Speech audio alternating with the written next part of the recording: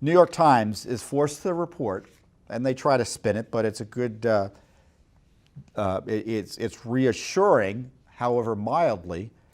Durham is scrutinizing ex-CIA director's role in Russia interference findings. John Durham, the United States attorney leading the investigation, has requested Mr. Brennan's emails, call logs, and other documents from the CIA, according to a person briefed on the inquiry. He wants to learn what Mr. Brennan told other officials, including the former FBI director, James Comey, about his and the CIA's views of a notorious dossier of assertions about Russia and Trump associates. Notorious dossier.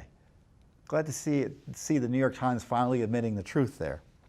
Mr. Durham is also examining whether Mr. Brennan privately contradicted his public comments, including May 2017 testimony to Congress about both the dossier and about any debate among the intelligence agencies over their conclusions on Russian interference, the people said. And it's unclear whether any crimes were committed.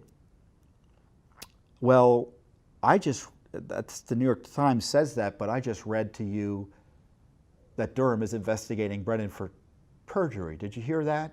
They didn't say it, but did you hear it in what I described? So there are two issues about this perjury. Whether the dossier was used as part of the intelligence assessment about Russian interference created by the Obama deep state national security bureaucracy behind the lies, and whether there was disagreement as to the analysis of the Russian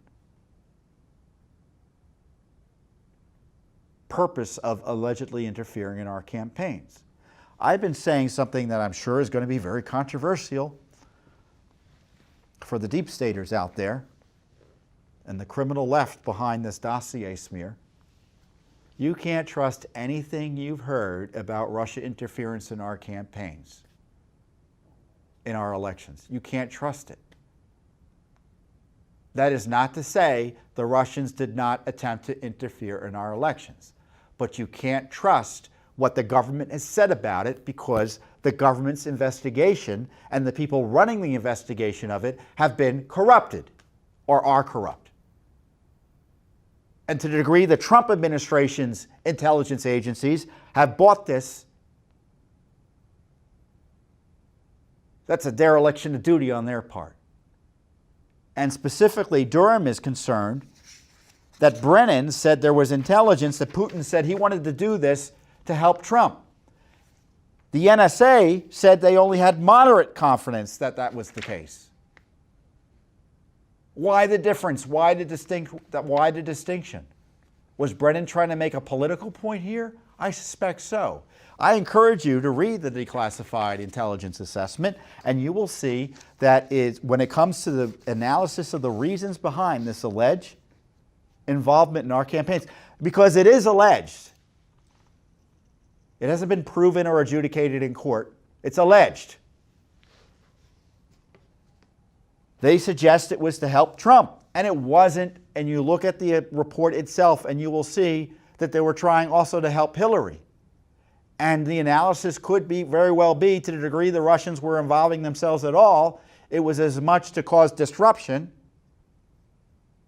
help Trump to make Hillary weaker, help Trump to make Hillary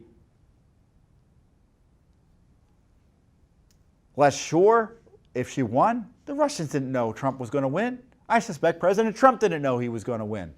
Everyone thought Hillary was going to win.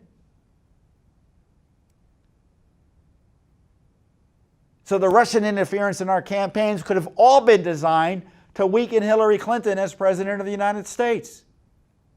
You read the report, you'll see that's an obvious possibility, but not Brennan,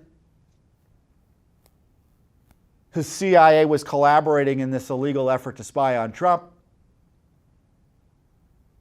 So Durham's investigating this very issue. I don't know if there's going to be a criminal prosecution. I suspect there won't be, but I'm hopeful.